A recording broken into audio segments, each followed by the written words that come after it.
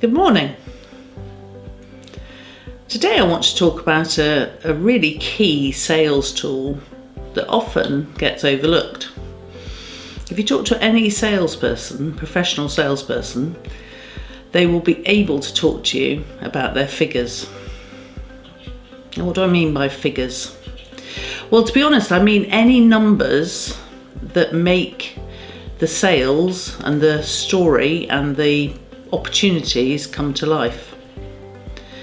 Now, there'll be data that you use before you go into a selling situation, but crucially there'll be data that will come out after you've been in a sales situation. Now this I'll try and explain in a bit more detail.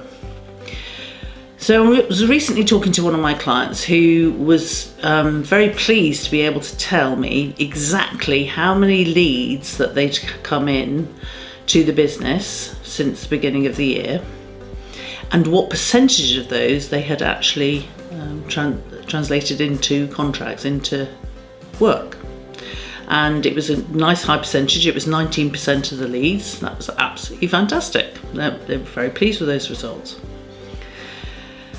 I think she looked quite shocked when I then started asking the questions that I then started asking.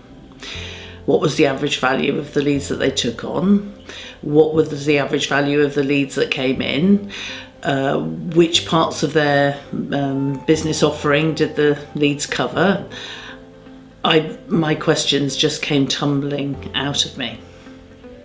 And that led on to a discussion about their history in the business and around the data that they actually have available in their accounting package.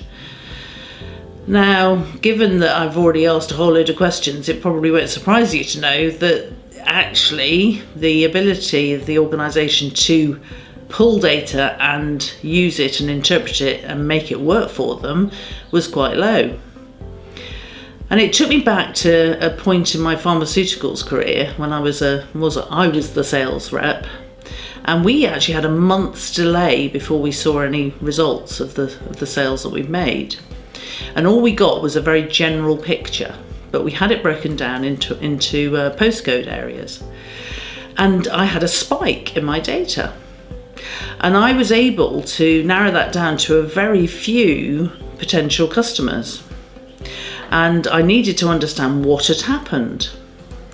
And it was in August. It was a long time ago now, but I can remember as clearly as anything how excited I was by this spike.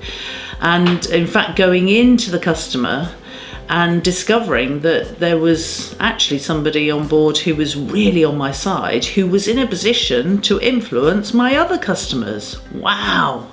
Just imagine if I'd missed that spike. Just imagine if I hadn't gone off and had that conversation with that customer and understood what was making that growth in my sales. Because I then managed to use that influence strategically right the way through my customer base. And it resulted in me being the top performer in a team of 60 people. Now that's the power of data. I can guarantee to you, I don't care if you're a tiny, tiny organisation or an enormous one, there is data available. And if you get good at looking at it and interpreting it and understanding the story that it's telling you, it will make a difference to your sales.